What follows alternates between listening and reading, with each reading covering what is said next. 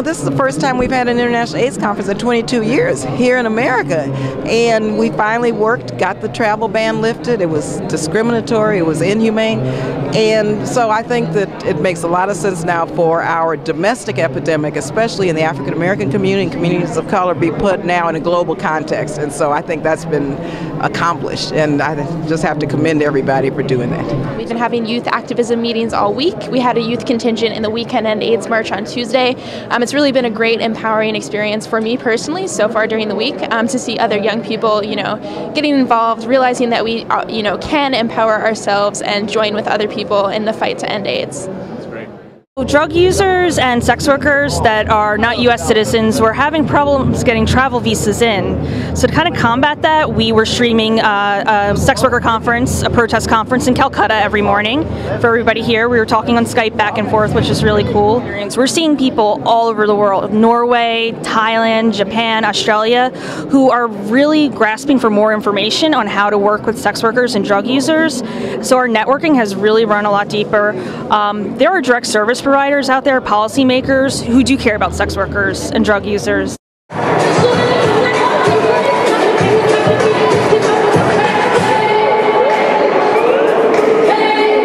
The Condomize campaign works internationally to destigmatize condoms and get condoms and condom information into the hands of people that use them. We advocate to governments to provide funding for condoms. We try to get female condoms, male condoms, lubricant, and information about condoms to community groups, to civil society, to government. Our latest report is called Back of the Line. It's about the state of AIDS among black gay men in America, and where black gay men in America are first in line in need, we are last in line when it comes to services. Now, the health disparities are shocking between black MSMs and other racial ethnic groups. By the time a black gay man is 25 years old, he has a 1 in 4 chance of being HIV positive.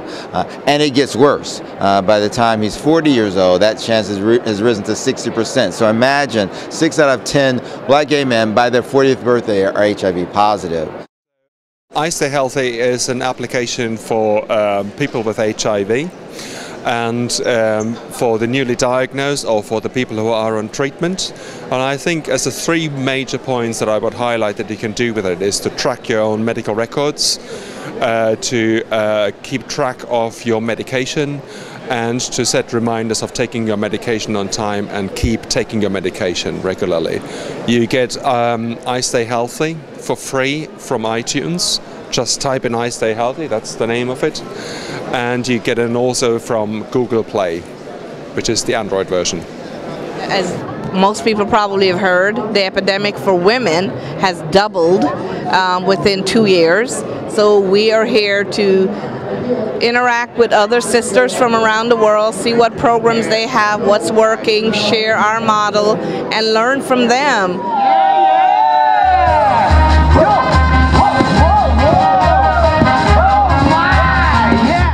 We're developing the Museum of AIDS in Africa. It's a Pan-African institution with a permanent site in Johannesburg or Durban. We're still looking at a couple of site options.